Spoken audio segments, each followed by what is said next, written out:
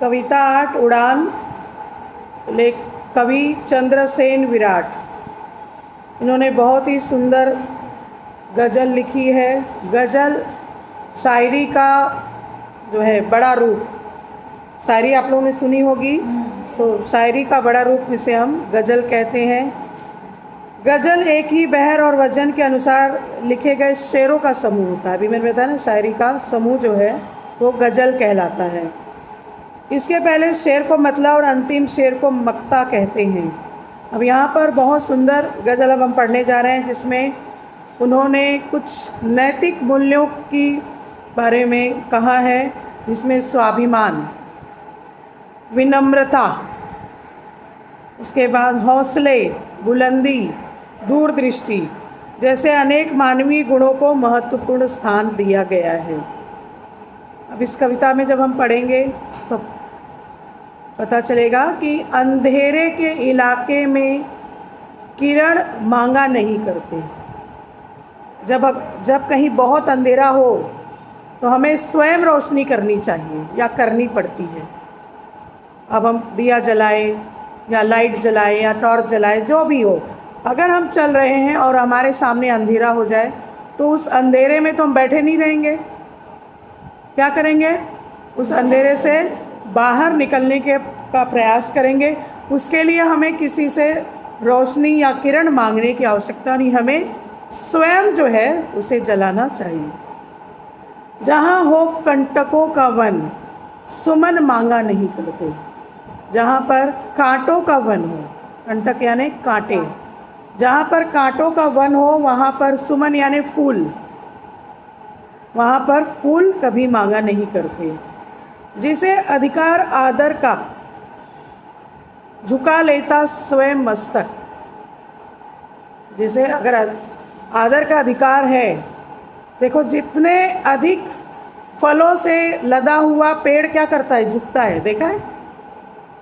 एकदम कटीले और ये सब एकदम लंबे पेड़ हमेशा अकड़ के खड़े रहते हैं, उनके नीचे छाया भी नहीं होती और फल भी नहीं होते।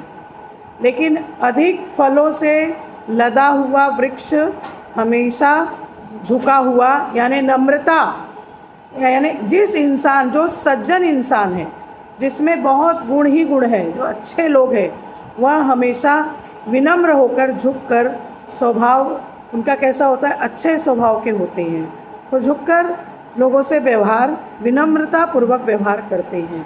तो नमन स्वयं में मिलते हैं, नमन मांगा नहीं करते।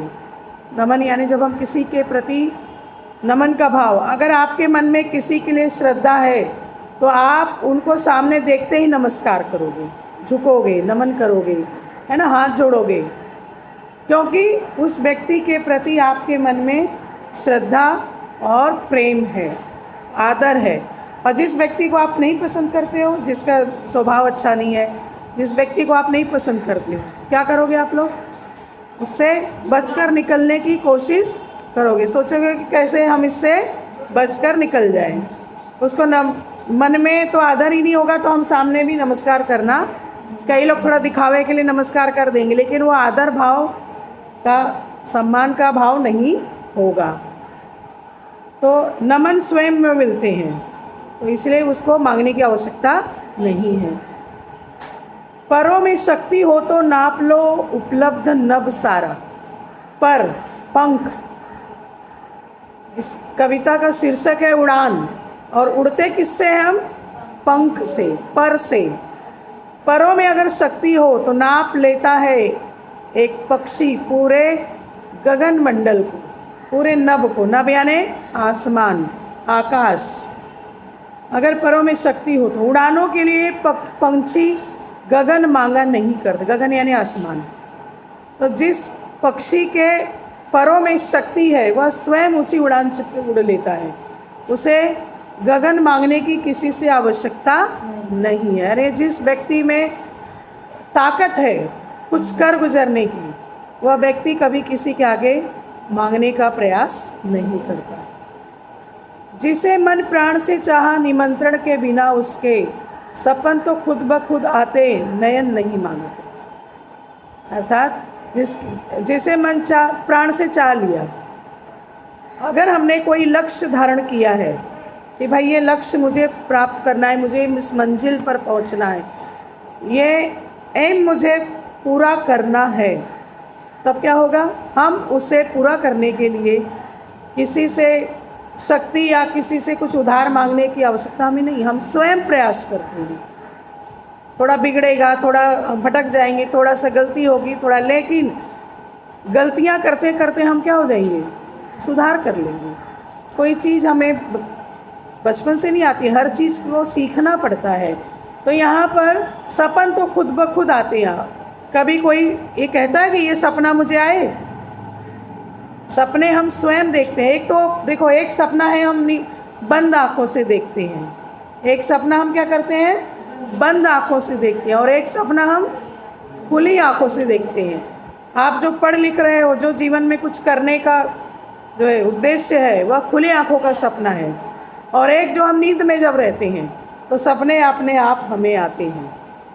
तो इसीलिए जिन्होंने कर लिया स्वीकार पश्चाताप में जलना, सुलगते आप बाहर से अग्नि, इसमें अमन लिखा हुआ है, लेकिन अगन अगन अगन मांगा नहीं करते। अर्थात जिन्होंने कर लिया है स्वीकार पश्चाताप में, मान लो देखो, इंसान सच्चा वही है जो एक बार की गलती से सीखता है। एक बार गलती हो गई और पश्चाताप किया उसने, आज के बाद मैं ऐसी गलती नहीं करूँगा, फिर दोबारा वो कभी गलती नहीं करता। बार बार गलतियाँ करने वाला जानबूझकर, वो तो एक प्रकार का अपराध हो जाता है, तो उसका पश्चाताप का कुछ अर्थ ही नहीं है। लेकिन जिन्होंने एक बार गलती की और फिर उसका पछतावा, उस अग्नि में वो जलकर, जैसे सोना अग्नि में जलकर देखो कितना खरा निखरता है ना, तो ऐसे ही इंसान भी गलतियां जब उससे हो जाती हैं तो पश्चाताप की अग्नि में जलकर वह खरा सोने के समान हो जाता है, सच्चा हो जाता है। तो सुलगते आप, सुलगना धीरे धीरे जलना है ना, सुलगता है। बाहर से अगन मांगा नहीं करते। जो लोग पश्चाताप की अग्नि में जल जाते हैं, फिर से वो कोई गलती दोबारा नहीं करते। अच्छा, अगला है, जिसकी ऊंची उड़ान होती है उसको भारी थकान होती है। स्वाभाविक है, हम जितना दूर जाएंगे, जितना ऊंची उड़ान उड़ेंगे, उतना ही थकान भी होगा। बोलता कम जो देखता ज़्यादा, आँख उसकी जुबान होती है। देखो, हम लोग जब ज़्यादा बोलते हैं तो हमारी ऊर्जा नष्ट होती है। तो आप लोगों ने सुना होगा, कथनी करनी में अंतर नहीं होना चाहिए, कथनी और करनी में अंतर नहीं होना चाहिए। और एक वाक्य सुना होगा, कथनी और करनी में अंतर होता है। कुछ लोग जो बोलते हैं नहीं करते हैं, गप्पे मारेंगे, बड़ी बड़ी बातें करेंगे, बड़ाइयाँ करेंगे, हम ये कर देंगे, वो कर देंगे, और बाद में कुछ नहीं करते। ऐसे लोग बोलकर अपनी एनर्जी वेस्ट कर देते हैं, लेकिन वो कार्य नहीं करते हैं। तो यहाँ कहते हैं कि बोलता कम जो देखता ज़्यादा।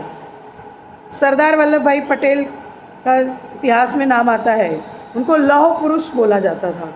बोलते कम थे, वो कर गुजरते थे, वो करके दिखाते थे, बोलने में विश्वास नहीं करते थे। वो कर्म को करके लोगों को बाद में साबित करते थे कि देखो ये काम हुआ है। पहले नहीं बोलना चाहिए, कार्य को कंप्लीट करके, और फिर सामने वाले को तुम्हारा कर्म दिखेगा, तुम्हें उसको बोलने की भी आवश्यकता नहीं है। इसीलिए जो कम बोलता है, देखता ज़्यादा है, वास्तव में उसकी आँखें ही उसकी ज़बान होती हैं, उसके कर्म ही उसके ज़बान होते हैं। जो लोग कार्य करते हैं उसको बड़बोलों क्यों, जो बड़बोले होते हैं ना, कथनी कथनी कथनी खाली करते हैं, लेकिन करनी नहीं करते हैं। तो कर्म करके दिखाना है, कथनी करके नहीं। बस हथेली ही हमारी हमको धूप में साहिबान यानी होती है, बस हथेली हमारी।